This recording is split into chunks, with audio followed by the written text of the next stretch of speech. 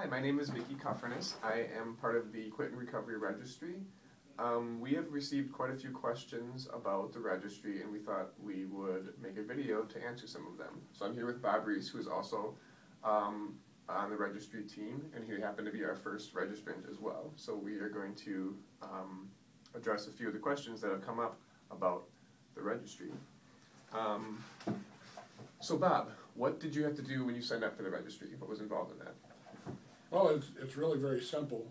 Just going onto the website and clicking the right button to go in to take to give the information and answer the few questions that are there. It's pretty straightforward and simple to do. It took me probably less than 5-7 minutes. Okay.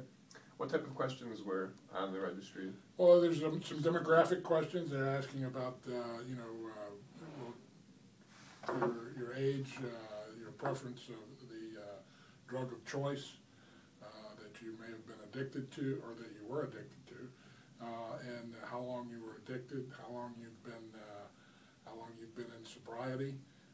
There's some questions, follow-up questions about secondary addictions and whether you've overcome those addictions, and some information, as I said, demographics, family information, how many people in your family may have also have addiction problems and so forth. Mm-hmm.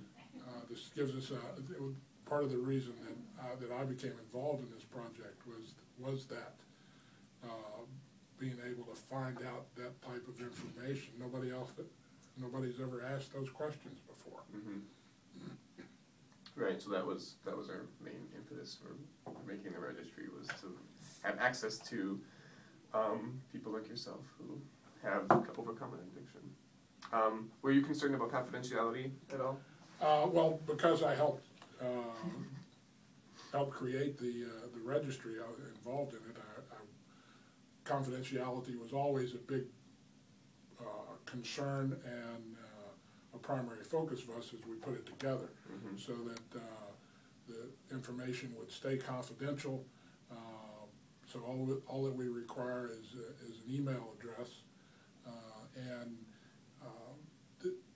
there's no reason that anyone has to give up their confidentiality or anonymity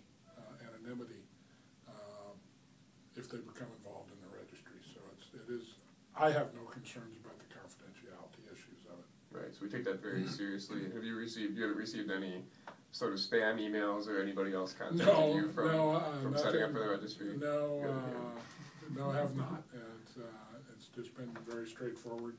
I am looking forward to down the line, as we get more information, being contacted by the registry mm-hmm. for more in-depth interviews, which is one of the things that we ask that people do, make themselves available for that down the line. They can mm-hmm. choose to do it or not.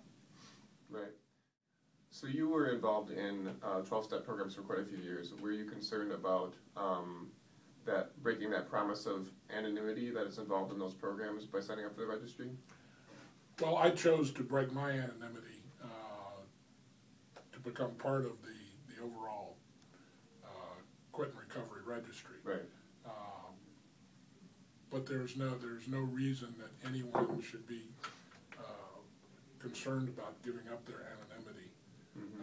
by taking part in the registry. Right. Even if they share their stories, which a number of us have shared our stories, you can use your initials or whatever. Right. So there's no threat to anyone's anonymity. Right, and we don't ask for anybody's name or any other identifying information. We just need an email address so we can contact you in the future for research studies. Correct. Right. That's it. Right. As far as future studies and being contacted, as both a registrant and as somebody who's involved in the registry, how are you looking forward to being contacted and involved in future research? I teach psychology. That's my job in my career, and constantly we talk about how much impact nature has, how much impact nurture has, so the environment or heredity. And I think that one of the pieces of information, or a lot of the information we're going to get out of the registry, is information about how much of this may be hereditary.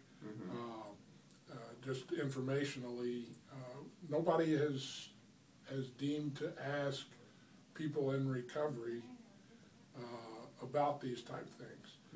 The secondary part of it is what do you do to stay in recovery? Again, questions that we've made certain assumptions over time, what people do to stay sober, to be sober, but nobody's really asked the questions, and you know, we don't know if we'll be surprised or not, but we're gonna find out, and we need all the help we can get. The more registrants we can get, the better, the more information we have. All right, and then finally, so why do you think it's important for people to register for the Quit and Recovery Registry? Well, we need numbers in order to make the study, the research valid and reliable. We need more people from different backgrounds so that we can compare that data. We've gone international now, so we're looking at information from people from other countries, other continents. I just think that there's a vast amount that we can learn from the people who've actually gone through the recovery process. And it's just very hopeful for me. Couldn't agree more. Thank you, Bob, for your time.